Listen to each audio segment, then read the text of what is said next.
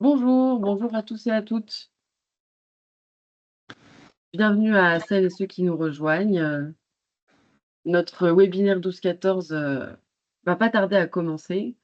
On attend peut-être que la totalité des participants et participantes puissent nous rejoindre. Euh, mm.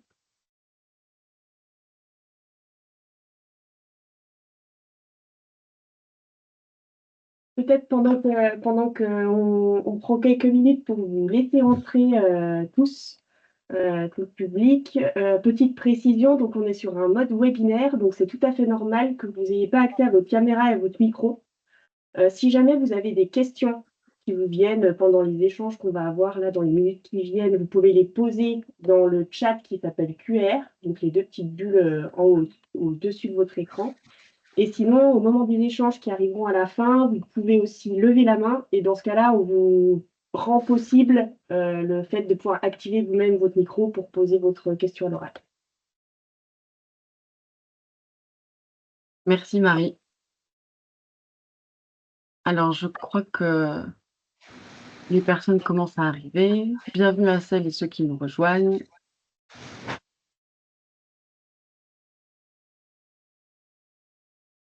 On va peut-être attendre encore une petite minute avant de démarrer.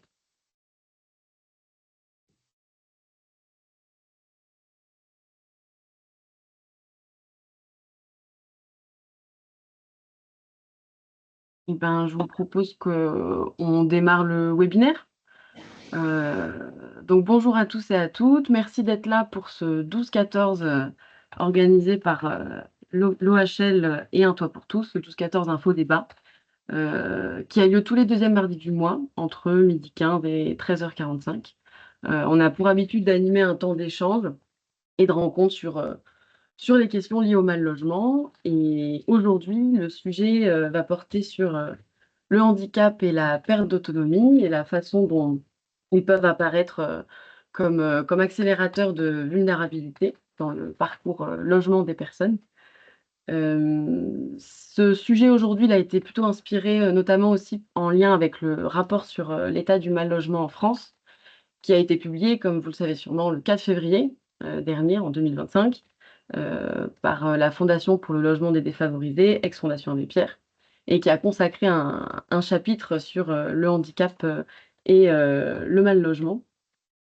Et à ce titre, l'Observatoire de l'hébergement et du logement, l'OHL, a contribué en rédigeant 3 notes, 3 cahiers de l'Observatoire, qui sont d'ores et déjà disponibles sur notre site si vous souhaitez les consulter et qui aborde différentes questions. La première que vous voyez porte sur le sujet d'aujourd'hui, le handicap et la privation de domicile personnel, sujet que nous, on va étudier aujourd'hui.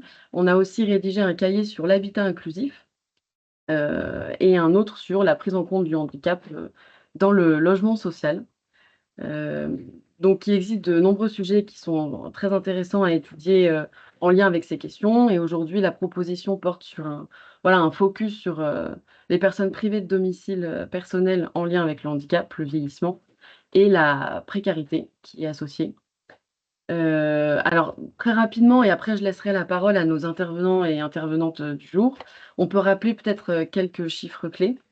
Alors, c'est toujours compliqué de trouver des chiffres fiables au niveau local et en Isère, mais en voici déjà quelques-uns au niveau national, qui sont notamment rappelés en introduction du chapitre sur le handicap du rapport sur l'état du mal logement en France dont je parlais précédemment. Donc c'est vrai qu'il est difficile de connaître de façon générale le nombre de personnes en situation de handicap en France, parce que les chiffres varient beaucoup selon les définitions, selon les enquêtes aussi. Il y a une étude qui a été réalisée en 2021 par la DREES qui dénombre plus de 7,5 millions de personnes de plus de 15 ans étant en situation de handicap et vivant à domicile en France. Euh, on compte aussi plus d'un quart des personnes handicapées entre 15 et 64 ans qui vivent sous le seuil de pauvreté en 2021 aussi. Et un troisième chiffre qu'on voulait présenter, c'est qu'un quart des personnes de plus de 60 ans, enfin pardon, de 60 ans et plus, sont en situation de handicap. Et parmi les personnes ayant moins de 60 ans, ce chiffre est réduit à moins d'une personne sur 10. Donc, ce constat illustre bien que l'avancée en âge peut rapidement faire apparaître un ou plusieurs handicaps. Donc, c'est donc notamment ce voilà, rapide état des lieux qui nous a amenés sur le sujet qu'on va évoquer aujourd'hui et durant ce webinaire. Et je vais surtout laisser la parole aux structures qui travaillent au quotidien sur ces sujets, à la fois dans l'Isère, mais aussi dans le Rhône. Donc, au niveau du déroulé de ce webinaire, nous commencerons par l'intervention de Pascal Bruno, qui nous parlera de la plateforme VIP. Puis nous poursuivrons avec les interventions de Léonore Boile et Yanis Bédia, qui nous parleront du réseau social Rue Hôpital. Je vous propose de garder vos questions pour la troisième partie du webinaire. Donc vous pouvez les poser dans l'encart QR directement, et on y reviendra peut-être plutôt voilà, en fin des interventions. Et sans plus attendre, je laisse la parole à Pascal Bruno de la plateforme VIP. Bonjour à tous, bonjour à toutes. Merci pour votre présence. Du coup, l'idée de pouvoir présenter un petit peu l'intervention, c'est à la fois sur le présenter de la plateforme VIP et un peu les enjeux autour du vieillissement de la perte d'autonomie, et puis après, faire un peu un focus sur les incidences et les besoins des personnes concernées, et puis quelle prise en compte de ces personnes. Du coup, quelques éléments pour pouvoir vous présenter un petit peu la plateforme VIP. Bien. Du coup, tu passes sur la slide d'après. Et encore celle d'après. La plateforme VIP, elle est née du coup au sein de l'association Le Relais aux Alarmes, dont elle dépend, parce qu'il y a eu des pensions de famille donc, qui ont été créées en 2005, et au bout de 10 ans, en fait, on a pris en compte la question du vieillissement des personnes, mais aussi des questions de décès. Et du coup, face à ce vieillissement, en fait, qui était quelque chose de nouveau, il y a eu pendant 3 ans un travail de précision des besoins, avec aussi bien auprès des professionnels que des personnes concernées, pour accompagner les personnes donc, qui étaient en pension de famille, donc qui connaissaient des situations de précarité, pour pouvoir effectivement mieux prendre en compte ces besoins. Et ça a donné l'objet d'une rencontre et de recherche participative, avec l'idée qu'en gros, pour les personnes concernées par la précarité, il n'y avait pas grand-chose. Et notamment concernées par la question du vieillissement, et avec un enjeu, on parlera un peu plus loin tout à l'heure, sur le vieillissement prématuré, puisque la précarité, effectivement, induit un vieillissement prématuré des personnes. Et donc, fort de ce constat qu'il n'y avait pas grand-chose, l'association a créé la plateforme VIP en 2019, avec vraiment cette idée de pouvoir expérimenter des réponses en lien avec les besoins des résidents et des professionnels de terrain. Et plus largement, au départ, c'était pensions de famille. L'idée, c'est qu'on a élargi à toutes les personnes, mais je préciserai le public après. Quelques éléments juste sur la raison d'être de la plateforme, c'est vraiment cette idée de permettre un accompagnement des personnes concernées par les thématiques de vieillissement, de fin de vie, de mort et de deuil. Parce que souvent, ce qu'on constatait, c'est que c'est des questions peu prises en compte et donc peu anticipées. Et avec vraiment un rôle essentiel, c'est vraiment de pouvoir mettre les personnes concernées au cœur des réflexions, des actions, c'est-à-dire co-construire et nos modalités, nos ateliers, nos outils, mais aussi de reconnaître leur savoir d'expérience et leur expertise de terrain. Donc ça, c'est vraiment quelque chose d'important pour nous. Et concrètement, ça se traduit sur 3 axes. Non, pardon. Oui, c'est ça. Pardon, ça. Vas-y. Et donc, du coup, juste, voilà, à qui ça s'adresse? Ça s'adresse du coup aux personnes concernées par la précarité, donc qui peuvent vivre à la rue, en squat, en hébergement, en logement, donc touchés, comme je viens de dire, par un vieillissement, qu'ils soient prématurés ou pas. Je reviendrai dessus un peu plus tard. Et sur des situations plus difficiles de fin de vie, de mort et deuil, mais aussi bien aux structures, donc les associations, mais aussi les collectivités concernés par cette problématique-là, les professionnels, qui sont souvent démunis par rapport à l'inadaptation des réponses existantes et les cloisonnements un peu des secteurs, l'isolement face aux situations compliquées, et puis le fait que souvent les professionnels sont peu outillés pour accompagner ces problématiques-là. Et donc concrètement, nous, on s'organise autour de nos actions, on s'organise autour de 3 axes. L'accompagnement sur mesure des acteurs, donc en Auvergne-Rhône-Alpes, donc ça peut être sur des temps individuels, l'accompagnement pompier, l'accompagnement individualisé, des temps collectifs, des ateliers de sensibilisation, des formations, des permanences dans des lieux d'accueil, voilà, toute autre modalité d'accompagnement. Il y a le deuxième axe qui est vraiment la question de la création des outils, notamment pour faire face un peu au cloisonnement des secteurs et à la connaissance que demandent certaines connaissances. donc des outils sur le recueil des volontés de fin de vie, sur des modules de formation, sur des vidéos pédagogiques. On a fait un travail photo sur l'action du deuil. On vient de sortir un guide sur une procédure d'essai. Et puis, il y a le troisième axe qui est vraiment travail en réseau, travailler sur les thématiques de travail de plaidoyer et d'animation aussi de journée avec et pour les personnes concernées, parce qu'elles sont souvent peu prises en compte dans le repérage et l'identification des besoins et des réponses. Voilà. Un petit focus rapide sur les enjeux autour du vieillissement et de la précarité. Donc effectivement, comme Maud a pu le dire en introduction, il y a un vieillissement accru de la population en France, qui est de plus en plus important. Donc effectivement, en 2040, il y aura plus de 22 millions de personnes qui auront plus de 60 ans, contre 15 en 2017, et avec effectivement de plus en plus de personnes pauvres concernées par ces problématiques. Et ce que je disais tout à l'heure, c'est qu'effectivement, les précarités, c'est au sens large, entraînent un vieillissement prématuré des personnes. Et c'est vrai que nous, quand on entend vieillissement, aujourd'hui, il n'y a pas forcément de consensus, mais on peut commencer à identifier un vieillissement prématuré à partir de 40-45 ans. Même si administrativement, on est vieux à partir de 60 ans, et avant, effectivement, s'il y a une perte d'autonomie, on sera plutôt du côté du handicap. Et on faisait un petit focus sur les chiffres, effectivement, au niveau du secteur social. Il y a eu des enquêtes qui ont été menées par la FAS et l'UNAFO, et donc qui disait en 2021, il y avait 89% des structures sociales et médico-sociales qui constataient l'évolution du public, notamment autour du vieillissement.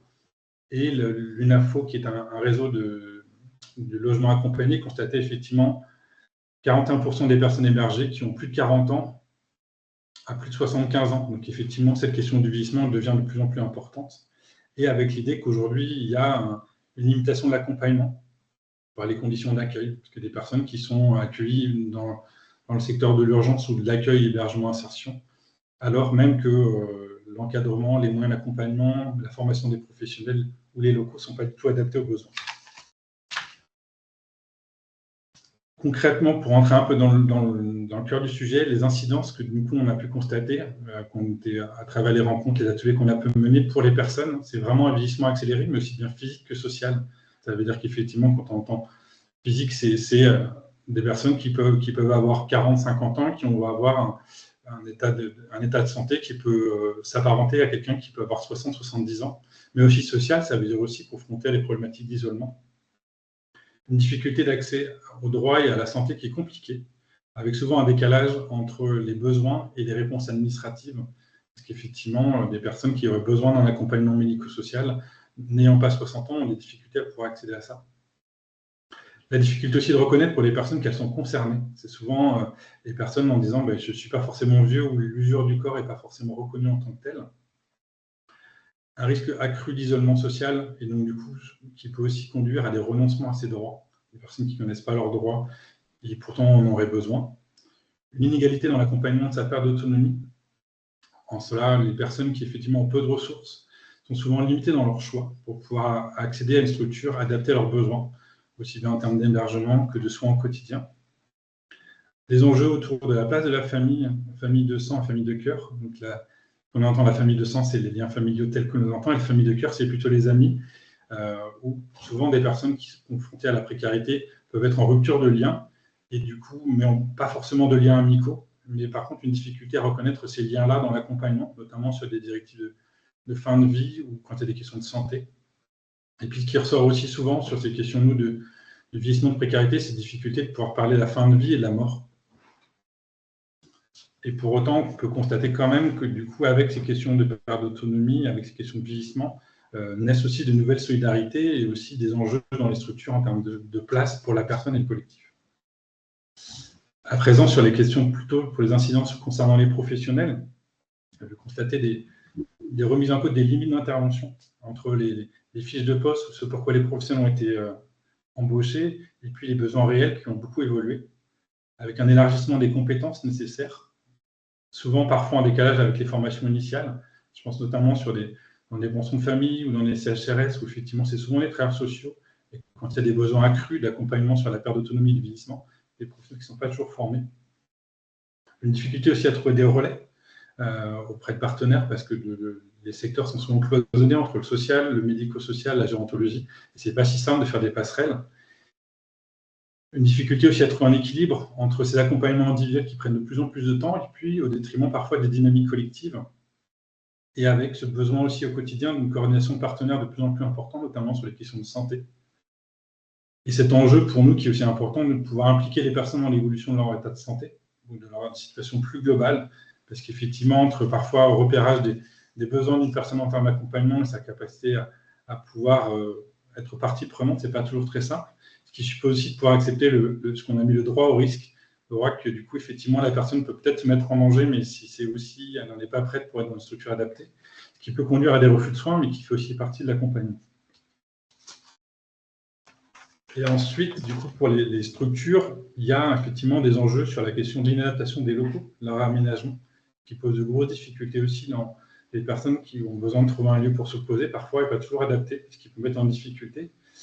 La question aussi du vieillissement, de la perte d'autonomie, induit aussi des difficultés de recrutement, parce qu'effectivement, ça demande une exigence et une polyvalence des missions qui ne sont pas toujours très simples, et qui vient aussi fragiliser, ou en tout cas questionner l'adéquation entre les projets, les moyens, et la réalité des besoins. Ce qui induit aussi pour beaucoup de structures la question de repenser les partenariats, le travail en réseau, notamment avec des enjeux sur la question de l'addiction, de la santé mentale ou de la perte d'autonomie, que ce soit dans les structures du social, plutôt sur les questions effectivement d'accompagner ces questions-là, mais aussi sur les structures médico-sociales, sur des enjeux autour de la précarité et de l'addiction qui ne sont pas si simples. Et ce qui peut induire aussi, malheureusement, des risques de sélectivité ou des refus d'admission, que ce soit dans les conventions de famille, dans le CHRS, parce qu'effectivement, face à des moyens limités, parfois les conditions d'accompagnement ou d'accueil ne peuvent pas permettre d'accompagner correctement les personnes. Et ce qui induit une nécessité d'une reconnaissance de l'évolution des cadres d'accompagnement, qui n'est pas toujours facile avec les moyens qui sont mis en face. Je pense notamment à des structures du social où le soin n'est pas forcément présent, et pour autant, il y a besoin de plus en plus de coordination de soins. Du coup, en termes de besoins, nous, ce qu'on a pu traduire, c'est la slide d'après, si tu peux, Maud, merci. Pour les personnes, il y a vraiment ce besoin de renforcer la connaissance de leurs droits et des dispositifs existants, parce qu'on s'est aperçu qu'il y a beaucoup de dispositifs, de choses qui existent, mais effectivement qui sont assez cloisonnés, et souvent les personnes, effectivement, par méconnaissance, en fait, renoncent à leurs droits ou ne sont pas bien accompagnés. L'importance de soutenir leur participation et la prise en compte de leurs paroles, parce que parfois, on peut dire il y a un refus, la personne elle est dans le déni. Et c'est souvent aussi que les personnes, elles n'ont pas été associées à des choix qui les concernent, et cette question-là de la perte d'autonomie, c'est aussi du coup accepter que la personne a besoin d'aller à son rythme, à son temps, et que les réponses, des fois, peuvent être en décalage. Et il y a vraiment ce besoin de pouvoir favoriser la continuité des parcours, qui peut prendre du temps, mais qui est aussi la nécessité que les personnes elles puissent peut-être apprendre à faire confiance et découvrir de nouveaux lieux. En termes de besoins pour les professionnels, ça nécessite aussi d'acquérir de nouvelles compétences pour s'adapter à ce public, notamment pour des travailleurs sociaux. Effectivement, il y a beaucoup d'enjeux autour de la question de l'évaluation, de comment on accompagne les personnes dans leur perte d'autonomie, dans l'obtention des droits, dans la mise en place d'aides et d'aménagement au quotidien. Mais c'est aussi, du coup, des questions de formation et d'avoir de s'outiller, parce qu'il y a un vrai besoin d'outiller. C'est aussi soutenir la complémentarité des interventions autour des accompagnements, parce que parfois les professionnels ont tendance à se dire on est seul, on n'y arrive pas, ou à déborder leurs limites. Or, il y a vraiment une logique aujourd'hui de décloisonnement, de penser vraiment à un travail en réseau entre les professionnels de santé, du social et médico-social, et ce qu'on nous on appelle le périmortem, c'est tout ce qui va concerner autour de la mort, c'est les soins palliatifs, mais aussi tout ce qui va concerner, par exemple, nous on travaille beaucoup avec les services des pompes funèbres, pour pouvoir aussi mieux accompagner, dire sur la question des droits des personnes et aussi comment ça va se passer pour la fin. Et enfin, il y a un enjeu vraiment pour les structures d'améliorer l'accessibilité des locaux, ce qui n'est pas toujours très simple, parce qu'effectivement, même s'il y a l'obligation de la loi 2005 sur l'accessibilité, les réalités de structures qui ne sont pas aménagées, qui n'ont pas d'ascenseur, qui ont encore des escaliers, des chambres qui ne sont pas du tout adaptées pour des personnes à mobilité réduite. Et pour autant, continuer à accompagner les personnes. Et ce qui induit aussi d'adapter les projets collectifs, les cadres d'intervention. Donc, on entend les procédures, les fiches de poste, les projets collectifs, les projets de l'animation, notamment, par exemple. On n'anime pas pareil un collectif où il y a des personnes jeunes avec un collectif où il y a des personnes qui ont besoin d'une adaptation en termes d'activité pour sortir, soit parce qu'elles sont en situation de handicap, soit parce qu'elles ont besoin, elles sont plus fatigables, qu'il y a un vrai besoin d'adapter ça. ce qui suppose aussi de pouvoir renforcer des conventions partenariales, je pense notamment sur des structures d'hébergement, des questions de travail avec les services à domicile, d'autres structures effectivement de soins, mais aussi des structures pour commencer à préparer des personnes qui ont besoin peut-être de faire des liens avec des structures qui relèveraient du médico-social ou de la gérontologie pour vraiment faciliter les passerelles au mieux. Et enfin, du coup, je terminerai la présentation là-dessus sur du coup, un peu globalement quelles sont les prises en compte plus générales. Nous, ce qu'on constate, c'est qu'il y a une mobilisation de plus en plus importante qui se fait à différents échelons, à la fois au niveau local, régional et national. Je pense notamment au plaidoyer qui a été fait en 2022 par la FEAP et la FAS nationale, qui ont fait un plaidoyer vieillissement précarité, mais aussi du coup le focus qui a été mis dans le rapport du mal logement par l'ex-fondation Abbé Pierre il y a quelques semaines. On constate aussi qu'il y a de plus en plus de structures qui intègrent ces éléments dans leur projet de service et aussi dans les plans de formation pour pouvoir effectivement vraiment former les personnes, les professionnels, mais aussi accompagner les personnes dans la prise en compte de ces problématiques-là, de ces sujets-là, avec une approche de plus en plus décloisonnée. On trouve aussi que du coup, il y a des passerelles, des choses qu'on ne voyait pas avant, des liens entre des EHPAD et des pensions de famille ou des CHRS, des liens avec des structures, avec des foyers d'accueil médicalisés. Il y a des structures qui se créent. Mais pour autant, on constate quand même, en tout cas, les acteurs du social qu'on a pu rencontrer nous disent une difficulté à pouvoir mobiliser les acteurs du médico-social. Alors, c'est vrai qu'aujourd'hui, on est aussi dans deux logiques différentes, le secteur du social.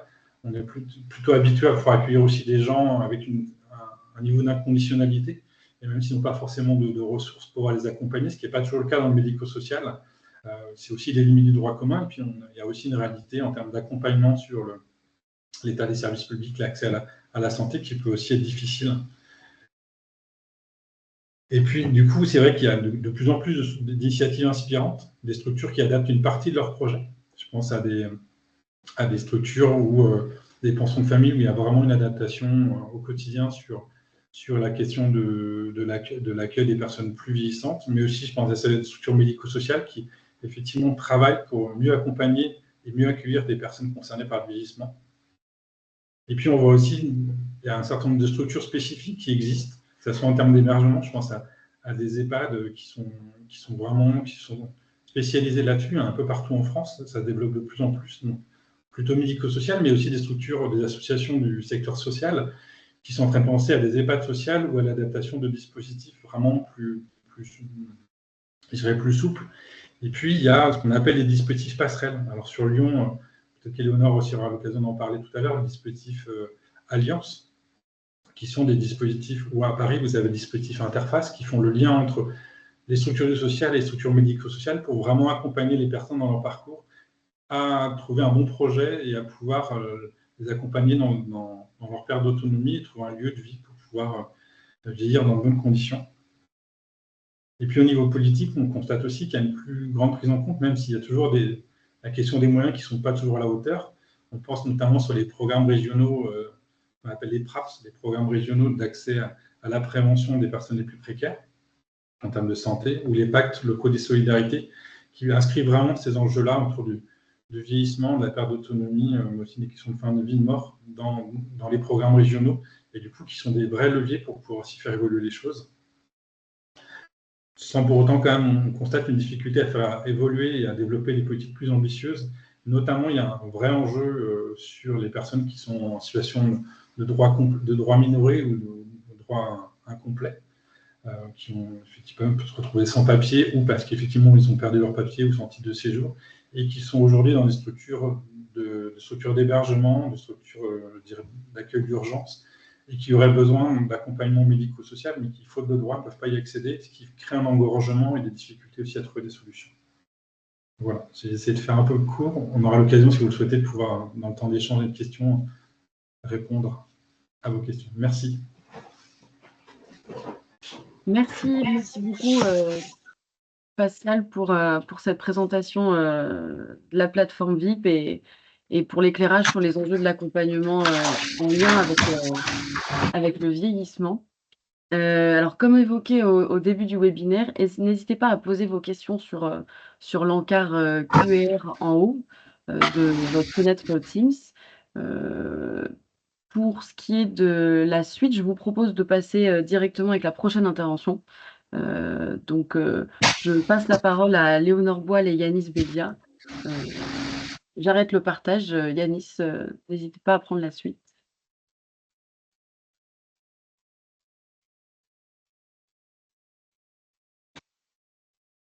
Du coup, bonjour. Je ne sais pas si vous voyez bien le... C'est parfait. C'est parfait. Eh ben, on est parti. Du coup, nous, on est le réseau social Hôpital avec ma collègue Léonore Boile. Et du coup, on est un réseau de coordination, voilà, des différents acteurs santé précarité sur la métropole de Lyon en particulier, avec un mini focus, je préciserai, dans le Rhône. Et du coup, bah, nous, nos gros axes de travaux, donc c'est ce que vous avez sous les yeux, donc l'articulation avec l'ARC d'AIDS, donc là c'est plutôt du travail de remontée d'informations qui nous amène un peu à travailler sur les questions de parcours des personnes. Une question d'animation de réseau, parce que du coup sur la métropole de Lyon, il y a beaucoup d'acteurs, je vous les présenterai après rapidement, et une question de visibilité, mais du coup, c'est pas spécialement pour tous ces points-là qu'on intervient aujourd'hui, c'est plutôt sur la question du coup de la fluidification des parcours, sur laquelle on est amené à travailler au niveau du réseau. Je vous présente rapidement les différents types d'acteurs qui sont présents dans le réseau, parce que vous allez voir, ça va être utile pour comprendre la suite de l'intervention. Donc, en gros, c'est différents types d'équipes qui font plutôt de l'aller vers, on va dire, en santé précarité, mais pas que. Du coup, ça, c'est plutôt les équipes que vous voyez encadrées en vert, l'aller vers. En bleu, vous avez plutôt les structures de soins avec hébergement, on en parlera un peu juste après. En rouge, c'est plutôt les structures type dispensaire, on va dire. Les dernières structures qui participent, c'est les coordinateurs infirmiers du territoire. Donc, c'est des coordinateurs infirmiers qui sont portés directement par les structures de l'urgence sociale. Donc, il y a principalement deux structures qui ont ce dispositif pour l'instant, mais c'est en train de se développer un peu. Donc, c'est Fondation Amélie Salut et le Foyer Notre-Dame sans abri. Pour ce qui nous intéresse aujourd'hui, la question des parcours des personnes du coup en situation de handicap. Nous, on a deux gros outils qu'on va essayer de vous présenter aujourd'hui. Enfin, gros outils, je ne sais pas si c'est le bon terme, mais il y a deux outils en tout cas qu'on peut mobiliser au niveau du réseau sur cette question-là. Le premier, c'est du coup les trois dispositifs LAM, ACT, MCT, je parlerai rapidement de MCT, et les LHSS, qui du coup sur la métropole de Lyon ont été réunis dans un guichet unique. Et du coup, l'idée de ce guichet unique, c'est que les demandes de toutes les structures LHSS, LAM, ACT du Rhône sont traitées à travers ce dispositif. Donc, c'est une porte d'accès unique. Et du coup, l'idée, c'est de travailler. Donc, c'est des structures, je vais rapidement vous présenter, mais l'idée, du coup, c'est en s'appuyant sur les orientations vers ces différentes structures, de pouvoir travailler sur les parcours des personnes et notamment de pouvoir essayer de bricoler des choses sur les parcours des personnes en situation de handicap ou alors, du fait soit de maladie chronique, soit d'accident. Enfin, la question, c'est plutôt la situation que les raisons qui y mènent. L'idée, c'est que, du coup, pour présenter rapidement, donc pour ceux qui ne connaissent pas, les LHSS, donc c'est Lits Halte Soins Santé, c'est des dispositifs, on pourrait dire, intercalaires. L'idée, c'est donc c'est moins médicalisé enfin, c'est pour des gens qui n'ont plus besoin de soins hospitaliers, mais dont une vie à la rue poserait des difficultés en termes de santé, enfin pour qui une vie à la rue poserait des difficultés en termes de santé.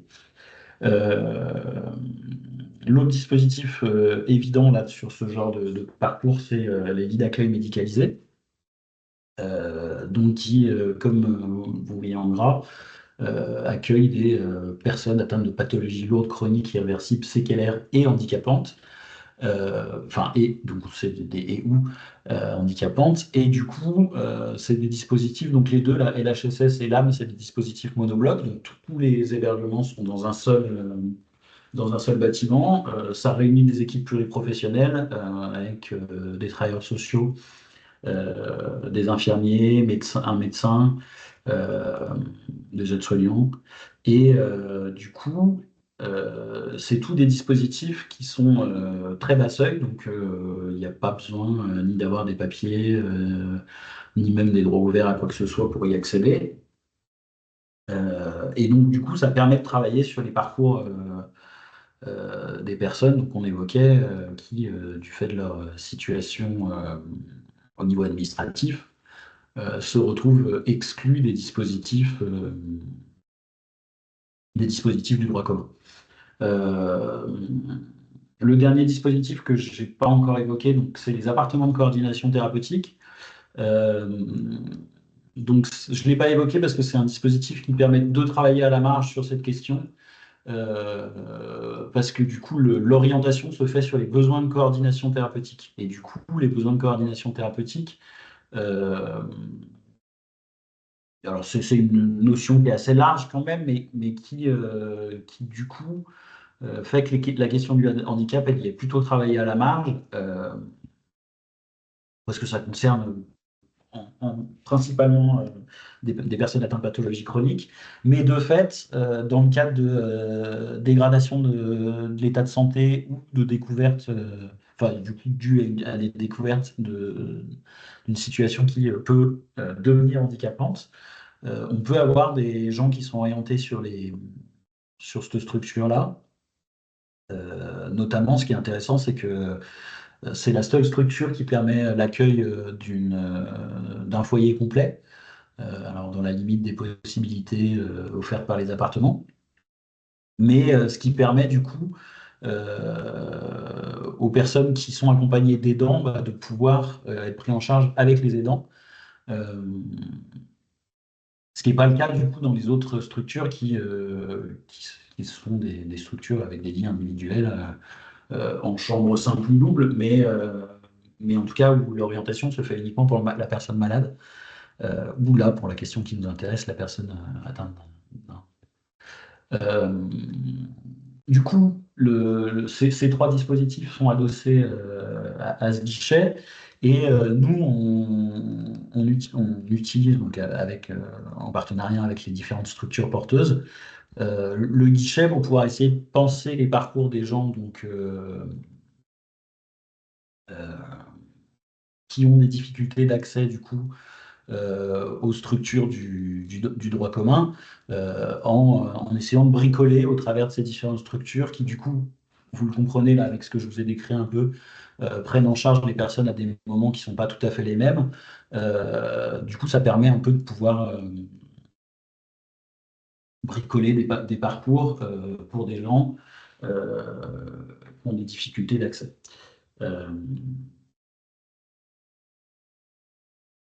Voilà, je vais passer la parole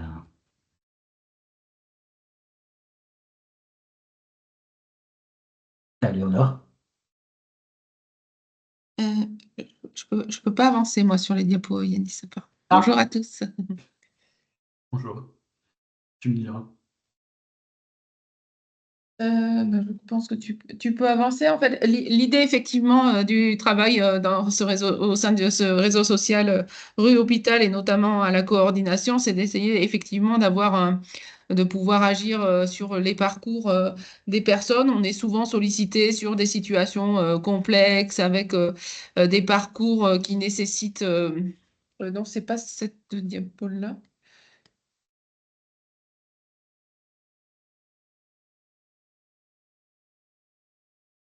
Yanis? Oui. C'est pas c'est plutôt sur la diapo 5, du coup, je sais plus pourquoi. C'est passé sur l'accès au droit commun d'alliance. Ah, attends, qu'est-ce qui se passe?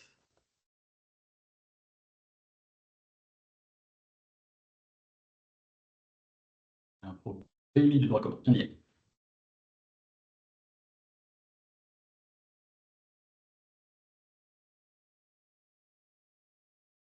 Et du coup, bon, je vais poursuivre, hein. Du coup, on peut travailler au sein du réseau, notamment lors des commissions de guichet unique ou en particulier lorsqu'on est interpellé sur des situations. Là, on parle un peu de situations individuelles pour des personnes qui sont en hébergement avec des difficultés liées au handicap ou au vieillissement. Alors, ça fait un peu écho à ce que disait Pascal Bruno en début de partie, en première partie, c'est-à-dire qu'on a des personnes qui cumulent parfois des difficultés de type vieillissement prématuré, ça a été assez renseigné. Parfois des difficultés en lien avec des problématiques d'addiction, ou le vieillissement prématuré, par exemple, eh ben, ça va avoir un impact sur le parcours de la personne, sur comment on l'accompagne, sur ses besoins et surtout aussi sur ses difficultés d'accès vers du médico-social dit ordinaire, c'est-à-dire de type EHPAD classiquement ou foyer d'accueil médicalisé, etc. Et du coup, là, par exemple, typiquement, on a des situations de personnes qui résident en centre d'hébergement d'urgence. Du coup, ça, c'est le mot CHU, c'est pas l'hôpital, qui vont avoir, voilà, dans une fourchette de 50 à 70 ans et dont, voilà, on est souvent interpellé sur des dégradations de l'état de santé qui sont souvent un peu brutales, on va dire, et qui ont besoin d'être étayées sur la vie quotidienne. Donc là, on va essayer de travailler avec la personne, mais aussi un peu en catastrophe parfois, hélas, sur des parcours dits intermédiaires. Donc, on va pouvoir, avec la personne, essayer de travailler un projet vers un LHSS, par exemple, en attendant de pouvoir travailler un projet bien plus constitué sur le droit commun, si on peut, hein, parce que parfois les gens n'ont pas les ressources et les droits nécessaires à être orientés vers le droit commun. Donc, à défaut, on va s'orienter vers des dispositifs intermédiaires dont parlait Yanis Bedia, à savoir les LHSS, les LAM et les ACT, qui peuvent accueillir des personnes qui vont avoir comment dire, une situation administrative instable. Et du coup, l'idée, c'est effectivement de pouvoir se poser dans ces lieux intermédiaires, ça c'est important, pour pouvoir après travailler un projet. Ça peut être une idée. Une autre piste est aussi de les accompagner sur leur lieu de vie. Mais c'est un peu, voilà, selon aussi comment est le lieu de vie, c'est-à-dire des centres d'hébergement d'urgence qui sont parfois complètement inadéquats, avec des difficultés à mobiliser les aides humaines, parce que vous parliez tout à l'heure de cloisonnement, de méconnaissance aussi pour qui saisir pour des aides, travailler avec de l'aide humaine pour des personnes qui vont plus arriver à se nourrir seules, ou qui, voilà, on va avoir une difficulté avec un habitat qui est complètement inadéquat et on n'a pas forcément tout le temps, c'est pas toujours facile de mobiliser le droit commun, enfin l'étayage ambulatoire de type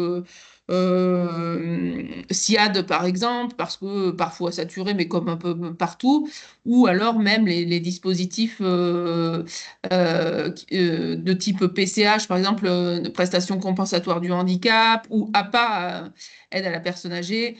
Et ça, voilà, la situation administrative des gens fait que parfois on ne peut pas les mobiliser. Et du coup, le lieu devient trop inadéquat. Les gens ne peuvent pas se maintenir, hélas, sur un lieu de vie, même s'ils le souhaitent, parce que ça devient dangereux pour eux. Donc voilà, on essaye que la personne soit au centre, effectivement, de son projet. Et à la fois, et ben, parfois, on n'a pas beaucoup de pistes de solutions à lui proposer. Pour ce qui est de la réorientation, là, je rejoins aussi ce que vous disiez, Pascal Bruno, en début de partie, c'est-à-dire que c'est assez cloisonné entre le social et le médico-social, et du coup, il y a une nécessité de faire des ponts, des articulations, et aussi parfois retravailler des projets. Alors, vous parliez de projets un peu spécifiques, c'est intéressant parce que quand on va à la rencontre, par exemple, des maisons de retraite, puisque ça a pas mal été fait à différents endroits, et ben on s'aperçoit quand même que les freins, ils sont aussi entendables côté maison de retraite, c'est-à-dire les refus d'accompagnement, on les perçoit parce qu'il faut aussi qu'eux réfléchissent à l'accueil des personnes. C'est-à-dire qu'une personne qui a 60 ans, qui a un vieillissement prématuré, bah, il faut que le projet de service soit adapté à elle. C'est-à-dire que si, il y a un EHPAD avec des personnes qui ont 90 ans de moyenne d'âge, l'animation, en tout cas le collectif va être compliqué s'il n'y a qu'une personne qui a 60 ans, ça va être compliqué pour elle de s'intégrer. Enfin voilà, il y a un peu toutes ces questions qui se posent et qui nécessitent aussi que côté médico-social, eh ben, ils réfléchissent à leur projet. Donc du coup, il faut un peu travailler à ce que à ce qu'ils y réfléchissent pour pouvoir accueillir les gens au-delà des refus d'acceptation de dossiers un petit peu, comment dire, secs dans Via Trajectoire, quoi. On peut passer peut-être à la diapo suivante. Du coup, en lien avec un peu comment dire, tous ces constats qu'on a pu faire sur le territoire, on a effectivement, comme vous en parliez en première partie, ça fait quelques années qu'un dispositif s'est mis en place là, sur le territoire, mais parce qu'il y a eu des constats de ce type sur la question du vieillissement ou de la perte d'autonomie et qu'on a essayé de travailler ce sujet, notamment avec l'ARS, l'Agence régionale de santé, et l'État côté hébergement.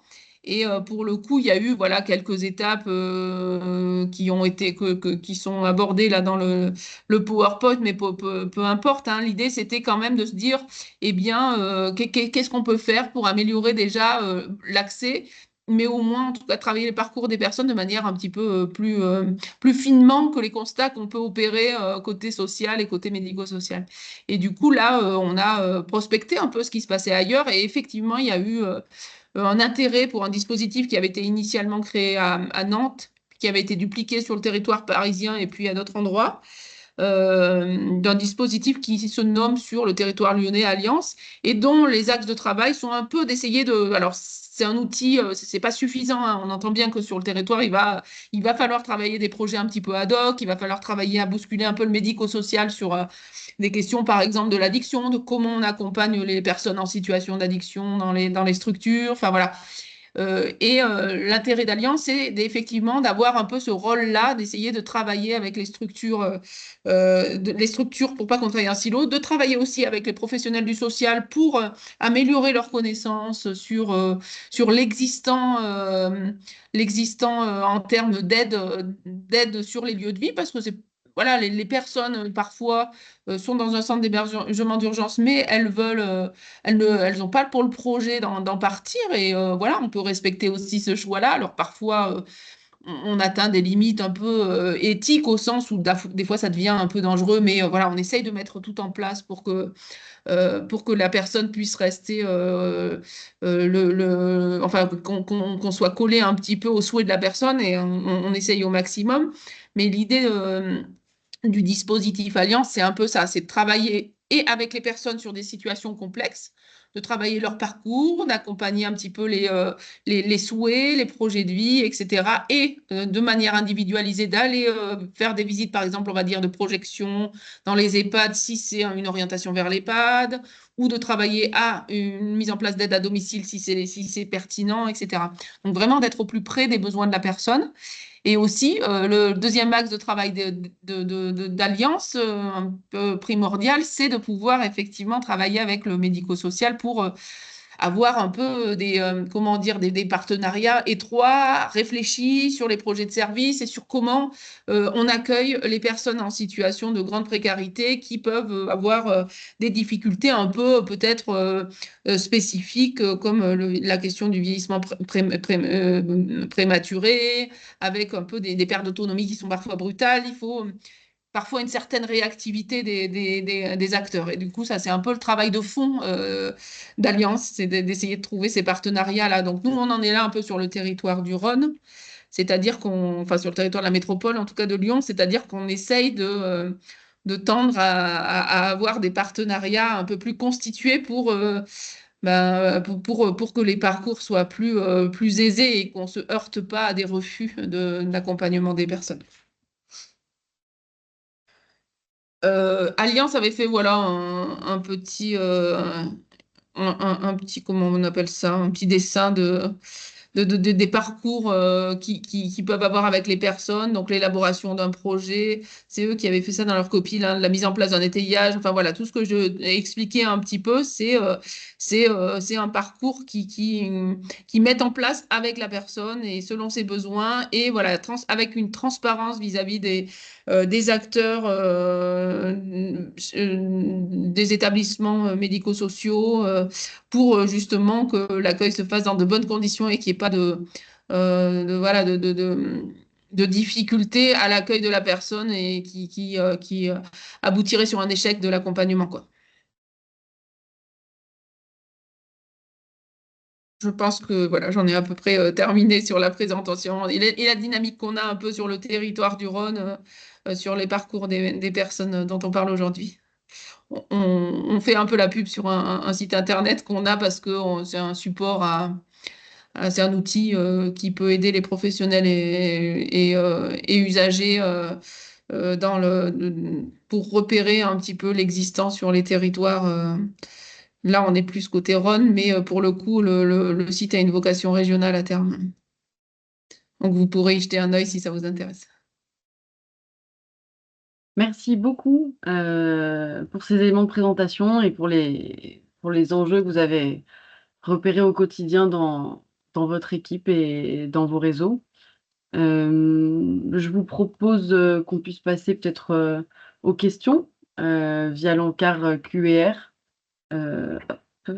Et si vous souhaitez prendre le micro, vous pouvez, on peut vous donner la parole. N'hésitez pas à lever la main directement dans Teams et on pourra vous ouvrir le micro. N'hésitez pas s'il y avait des éléments qui étaient peut-être à clarifier ou alors je vois qu'on a une main levée. Alors vous pouvez y Oui. aller. Ouais, Bonjour. allez-y. Oui. Bonjour à tous, merci pour cette présentation très intéressante. Alors moi, je vous ai laissé une question sur l'encart QR. Je suis président d'une association qui s'appelle En Dis-moi Tout sur la région de Grenoble et du coup, on est très intéressé par…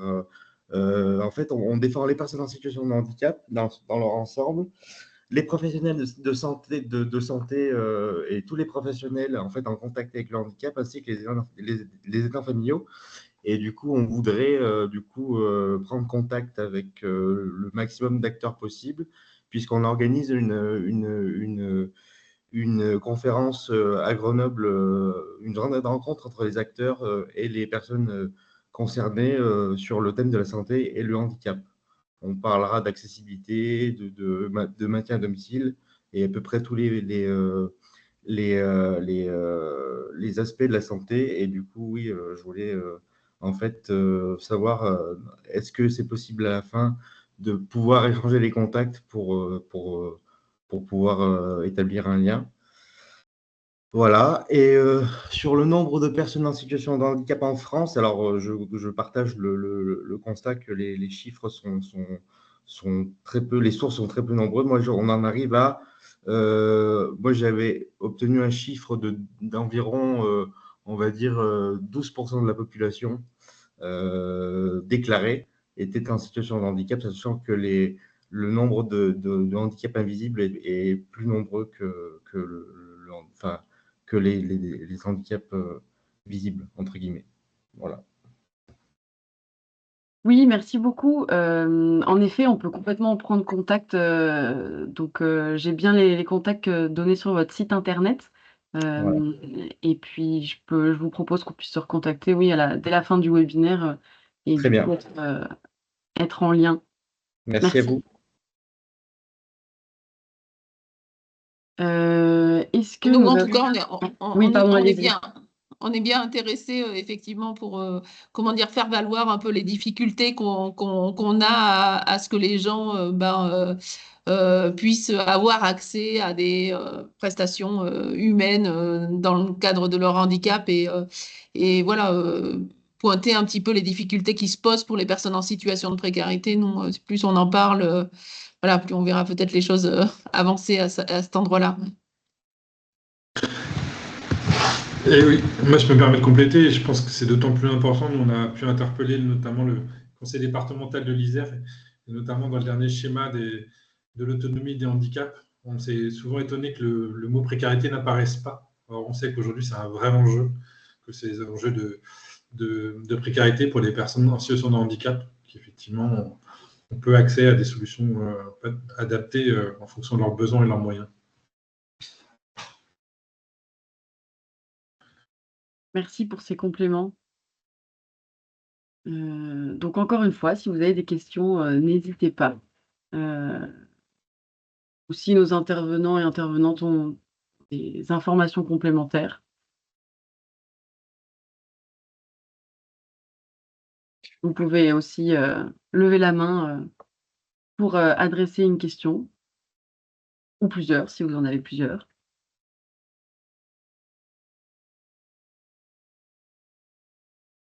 Et bah, s'il n'y a pas de questions, à ce moment-là, il me reste plus qu'à vous remercier, pour votre présence et préciser aussi que le webinaire sera disponible en replay sur, le site d'Un Toit pour tous et que, comme je l'évoquais en début de webinaire, nos cahiers de l'observatoire, sont aussi disponibles, sur notre site internet.